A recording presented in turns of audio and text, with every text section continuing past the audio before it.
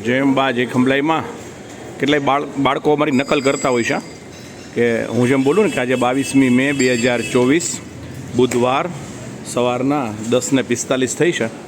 તો પરિવારના ઘણા બાળકો જે ફોલો કરતા હોય તો એ પણ ઘરે પોતાની મમ્મી પપ્પાને સંભળાવે કે આજે આટલા વાગ્યા છે. મુકેશ અંકલનો વિડીયો જોઈ લ્યો એટલે ખબર પડી જાય કે કેટલા વાગ્યા છે ને કયો દિવસ છે ને કઈ તારીખ છે.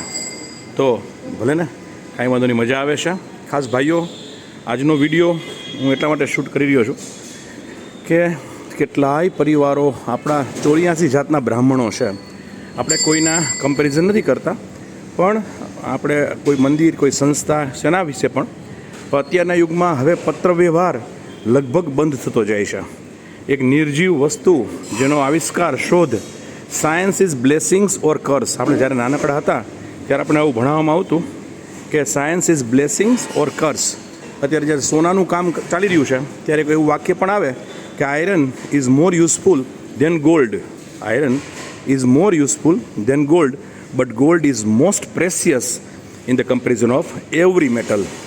તો સોનું બહુ કિંમતી વસ્તુ છે, એટલે કિંમતી વસ્તુને તો સાચવીને રખાય ને આપણી પાસે. એટલે એમ અત્યારના યુગમાં એક નિર્જીવ પદાર્થ મોબાઈલ, જેણે આપણને ખૂબ સરસ રીતે science is blessings or curse, અભિશાપ પણ છે અને આશીર્વાદ પણ છે.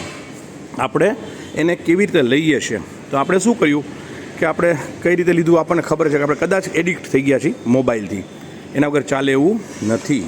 પણ પત્રવ્યવહાર આપણે થોડીક તમને કદાચ યાદ આવે, પ્રેમની વાતો કરીએ કે આપણે કદાચ આપણી જ્યારે સગાઈ થઈ હશે ત્યારે આપણે એકબીજાને અંદરો અંદર પત્ર વ્યવહાર કરેલો. ત્યારે મોબાઈલ નહોતો, પણ લવ લેટર્સ લખેલા. કદાચ બધાએ પોતાના ઘરે આ સાચવીને રાખ્યા હશે. કદાચ બધાએ આ પત્ર વ્યવહાર સાચવીને એક જુદી પેટી રાખેલી હશે, બેગ રાખેલી હશે, જેમાં આજ સુધી એક પણ પત્ર આપણે ભંગારમાં કે પસ્તીમાં નહીં જવા દીધો હોય. કેમ કે એમાં આપણા પ્રિયતમના હાથે લખેલા, હસ્તાક્ષરમાં લખેલી લાગણીઓ હતી. અને પછી કેટલી રહી તો ભગવાનને ખબર. કે હશે તેનું ઘર વસે, હશે તેનું ઘર વસે, પણ ઘર વસ્યા પછી કેટલા હસ્યા એ નક્કી થતું નથી. પણ આપણે બધા લેટર રાખેલા છે, એ પત્રોને આપણે સાચવીને રાખેલા છે. કેમ કે એમાં આપણા, કે આપણે જેને સૌથી વધારે પ્રેમ કરતા હતા એના હસ્તલિખિત બધા પત્રો છે. તો મારો આપને નમ્ર વિનંતી છે કે ઘણા બધા પત્ર વર્ષમાં આપણે 4 થી 5 લેટર. ભાઈઓ, લોકો બીજા પરિવારવાળા એમ કહે છે કે ભાઈ અમારા પરિવારમાં તો એક પણ પત્ર આખા વર્ષમાં આવતો નથી, અમે તો તરસી જાય છીએ કે અમારા કુળદેવી તરફથી અમને કંઈક મળે.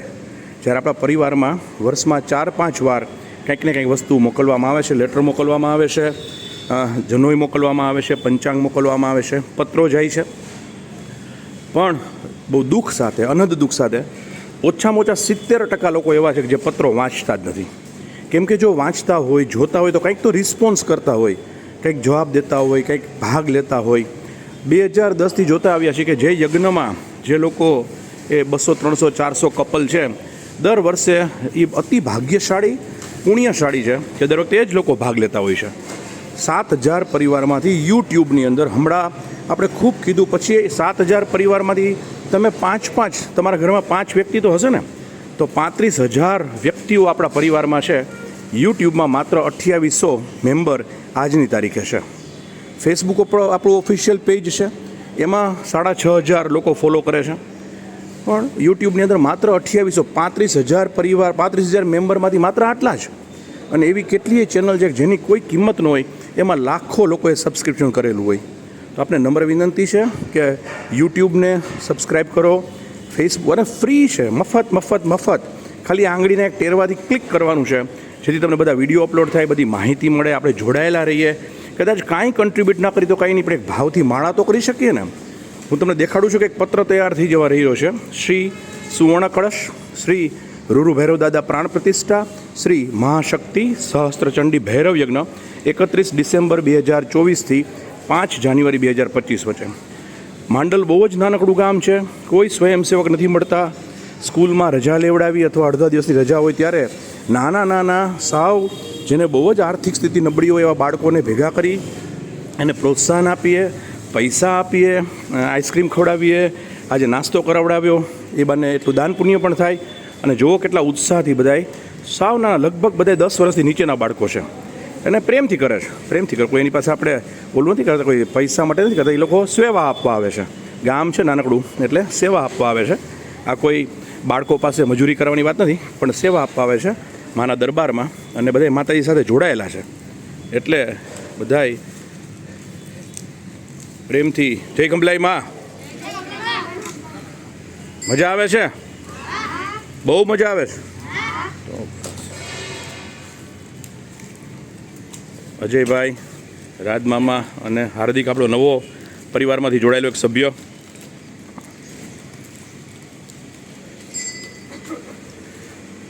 કોઈ આર્થિક પ્રવૃત્તિ માટે નહીં, કશું નહીં, માત્ર અને માત્ર સેવા આપવા માટે, અને આવીને બધા જોડાઈને કામ કરે, મજા કરે.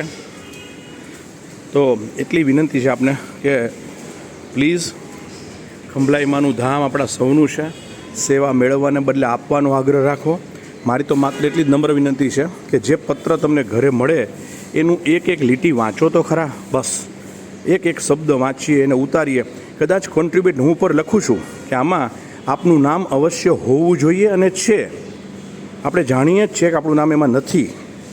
આપણે જાણીએ જ છીએ કે એમાં આપણું નામ નથી, પણ આપણે માને પ્રાર્થના કરી કે માં એકાદ દિવસ તો એવી કંકોત્રી આવે જેમાં મારું નામ હોઈ શકે, તો માં અવશ્ય લાવશે. એટલે જે ભાગ્યશાળી છે, પુણ્યશાળી છે, જેને માતાજી આર્થિક, સામાજિક, સમયની બધી અનુકૂળતા આપેલી છે, એ લોકો તો નામ લખાવે જ છે. પણ કદાચ નથી લખાવી શકાતું કોઈ પણ કારણોસર, તો ભવિષ્યમાં પ્રસંગ થશે ત્યારે હું ભાગ લઈશ એવી ભાવના સાથે જોડાઈ અને દરેક પત્ર નિરાતે વાંચીએ, બાળકો પાસે વચાવીએ. આપણે ગમે તેટલું કરશું, આપણી પાછળ જે આપણી સરનેમ છે, રાવલ, ભટ્ટ, શુક્લ, વ્યાસ, પંડ્યા કે ખંભલાઈમાના બાળકો, એ તો ક્યારેય પણ યુગો સુધી એમને જ રહેવાની છે. ભવ પેઢી દર પેઢી એ સરનેમ બદલાવાની નથી. તો પછી આપણું માટે ફરી એકવાર બ્રહ્માંડનું કેન્દ્ર બિંદુ છે. તો આના પત્રને વાંચીએ, એને રેસિપ્રોકેટ કરીએ. સારું લાગે સજેશન આપીએ, ખરાબ લાગે તોય સજેશન આપીએ, પણ વાંચીએ તો ખરા. એકવાર ખોલીએ. ઓલી તો કંકોત્રી આવે, ઘણાને ખબર નથી હોતી કે કંકોત્રી આવી ગઈ.